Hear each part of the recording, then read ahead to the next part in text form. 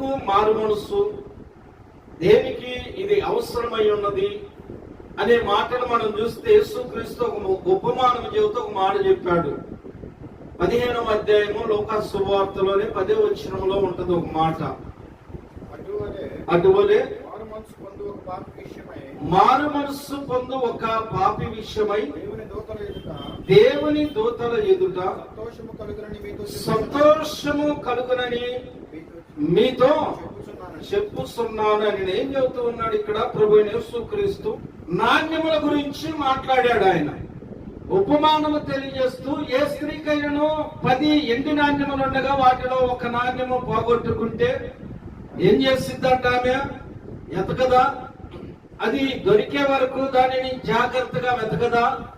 ఒకవేళ అది దొరికినప్పుడు ఎలా ఉంటది అంటే, అది దొరికినప్పుడు తన చెలికత్తెలను పొరుగు వారిని పిలిచి నాతో కూడా సంతోషించుడి, నేను పోగొట్టుకుని నా నాణ్యము దొరికినదని వారితో చెప్పును కదా. దేవునికే మహిమ కలుగును గాక. నీవు లోకముల నుండి ప్రత్యేకించబడి, లోక పరిస్థితుల నుండి ప్రత్యేకమైన దేవుని కృపకు తేబడి, యేసుక్రీస్తు రక్తములో కడగబడి, దేవుని రాజ్యము కొరకైన ఒక ప్రత్యేకమైన నామము, దేవుని యొక్క పేరు నీకు పెట్టబడినప్పుడు నీవు అనేకులను పిలిచి దేవుని యొక్క కృపను బట్టి నీకు కలిగిన గొప్ప సంతోషమును నువ్వు పంచుకోవాలి.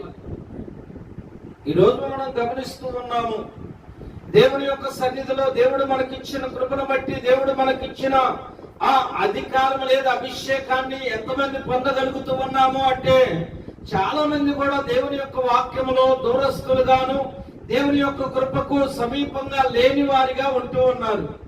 అందుకు యేసుక్రీస్తు లోకానికి రాలా.